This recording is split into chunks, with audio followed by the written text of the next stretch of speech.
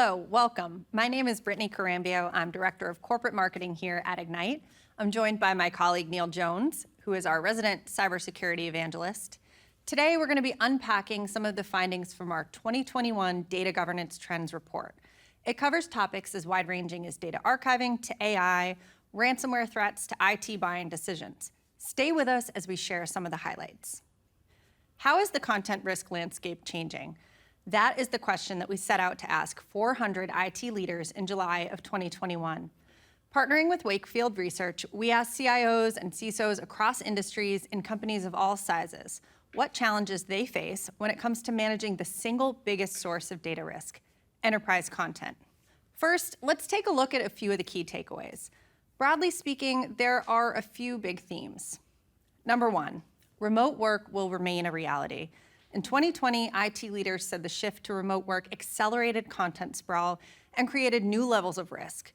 In 2021, they said remote work will continue for the foreseeable future. Number two, content is everywhere. Companies use an average of 14 informal content repositories and 20 formal repositories. These include emails, messaging apps, and unauthorized cloud storage, as well as sanctioned repositories. Number three, ransomware is in the spotlight. Ransomware has become a top data security concern for IT leaders, with 25% citing it as the biggest security priority for business leadership. Number four, businesses are split on the impacts of ransomware. Concerns about being locked out of company data is nearly matched by worries about that data being publicly exposed.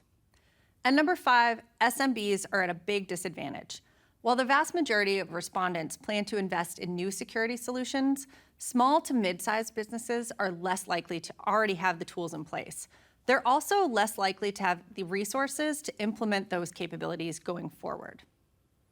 And finally, the path forward with AI is unclear.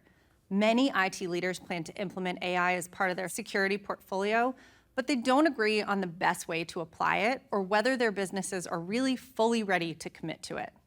Last year, we learned that more than half of IT leaders believe that remote work is the main driver of content sprawl. 3/4 of those believe that sprawl is negatively impacting their security posture. One big takeaway I have is that this isn't a problem that's going away anytime soon. On average, a fifth of all respondents say they have more than 20 file storage repositories. For companies that are more than 20 years old, this figure is 27%, and for those with more than 1,000 employees, it shoots up to 44%.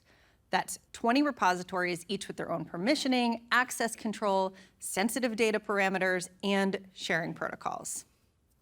Brittany, these findings are proof positive of the content sprawl that companies of all sizes are battling with. Just imagine trying to protect your data across 20 different file repositories, all with their special technical requirements, their own patching approaches, their own security regimens. This finding was a real eye-opener for me. I agree. Here's another really interesting nugget that we found when we looked a little bit closer. IT leaders with the most repositories are much more likely to say that their business is completely prepared for a ransomware attack. They better be. They have a lot more attack surface than a company that's storing 6 or even 10 sanctioned locations.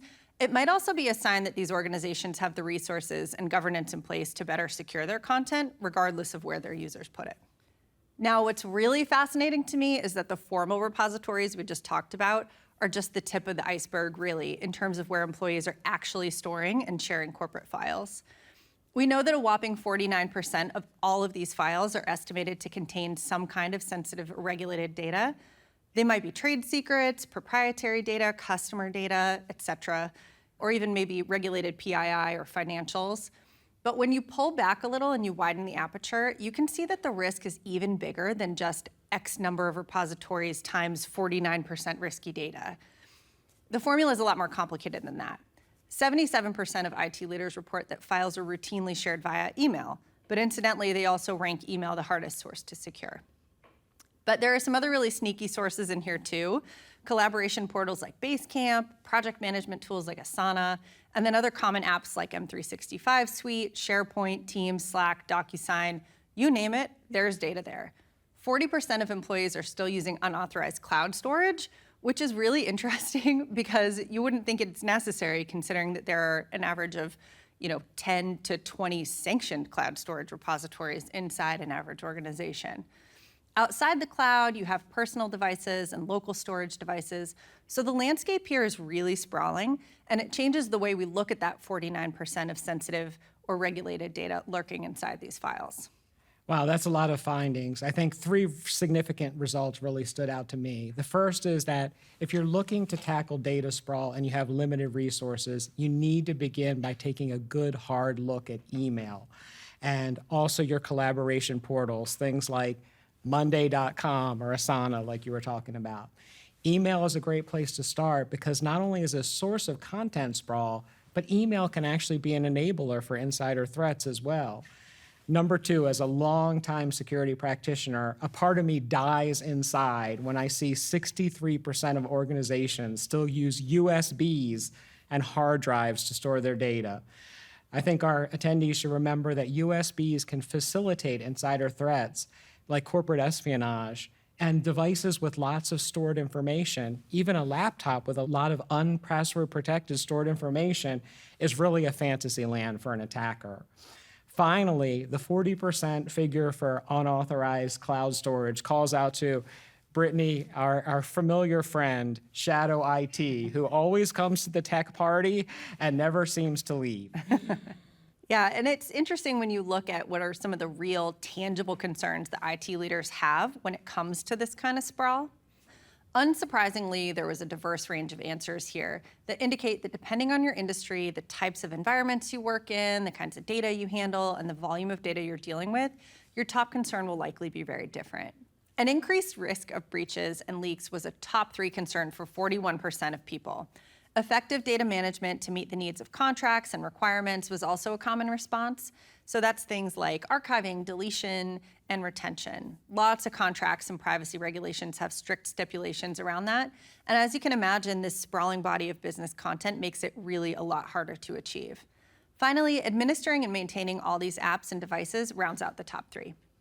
This is promising news. Working in the data security space for a long time, it's reassuring to see that concerns about data breaches have surpassed concerns about cost. It's also interesting to see that one of the most vexing concerns for regular users like you and me, version control issues, was a much lower organizational priority in the study. As someone who's once worked in an environment where we had different versions of files in email, we had them in collaboration repositories, and even in mobile versions of applications, I kind of would have expected that one to have a much higher response. Neil, I quizzed the marketing team a couple weeks ago on what they thought these IT leaders would say about the hardest data sources to secure, and you were one of the few that got it 100% right. I'm really curious, though, from the audience perspective, how this matches up with the experience of Egnyte customers. So if you're an Egnyte customer and you're interested, go ahead and add your own rankings to the chat. While people take a moment to think about their own experience, Neil, I have to ask, does any of this surprise you? You know, Brittany, taking a look at the results, nothing of this really surprises me. The number one thing I'd like to call out is that company devices are generally the easiest to secure, essentially because companies have more control over them. So we always want to be thinking about that as we go through these results. Yeah, makes sense. Now, we all know there's a difference between the experience on the ground, what it really means to manage all these data sources and be responsible for their integrity, availability, and confidentiality, but it's an entirely different thing to evaluate the impact on the business as a whole. We wanted to understand how company leadership perceives data risk, so we asked these IT leaders how boards and executives would prioritize a range of risks. Here's what I found interesting about these findings. It's good news that securing customer data is a #1 priority now, as it should be. However, preventing data exfiltration and stopping insider threats, those are actually both pathways to securing data. So it's interesting that those added up to the same number, and they achieve much lower percentages, though. Finally, even the US government has reminded us that 100% of companies should be concerned about ransomware. So anyone who's watching and isn't concerned about ransomware should be. Yeah, ransomware is a really interesting one. There are some critical insights under the hood here. Companies with annual revenue over 100 million actually ranked ransomware as their top concern, coming in at 37%. So that's 12 more than the overall average. If you take the perspective that these kinds of companies might just have more to lose financially and reputationally speaking, that might make sense.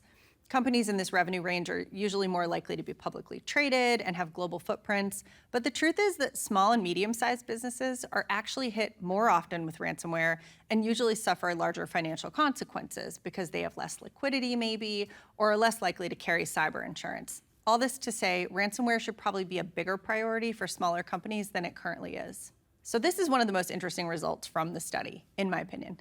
2021 is really the year when two things happened. Number one, boards and executives reevaluated the role of IT strategy as being integral to the success of the company.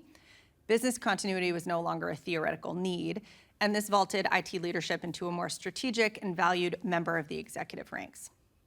And number two, awareness and understanding of ransomware in the public consciousness really exploded. Traditionally, IT was usually most concerned about mitigating downtime, reducing disruption, and maintaining business continuity in the event of a ransomware incident. And while that's still a top priority, it's only just barely. 46% of respondents believe that the bigger consequence is the long-term financial and reputational damage that can result from exfiltration ransomware, in which sensitive and proprietary data is made public. To me, this reflects the changing nature of the IT security role, becoming more big picture and emphasizing long-term impacts to the broader business versus resolving the immediate problems that present when ransomware strikes. Obviously, the best possible scenario is to avoid both of these situations by taking ransomware seriously.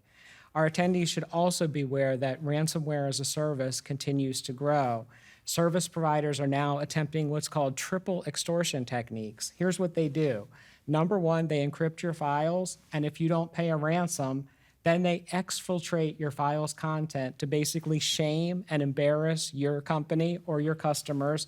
Things like publishing payroll records, bank statements, or more recently, even patients' mental health data. Number three, if those two techniques don't work, then they launch a distributed denial of service attack against the organization's network. So this is a reminder to keep ransomware detection and network security at the forefront of your IT initiatives.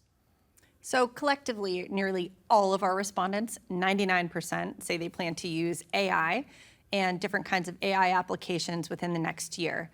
But how that plays out in reality kind of remains to be seen. 70% of these IT leaders say that leadership isn't really ready to fully commit to AI, despite having talked it up.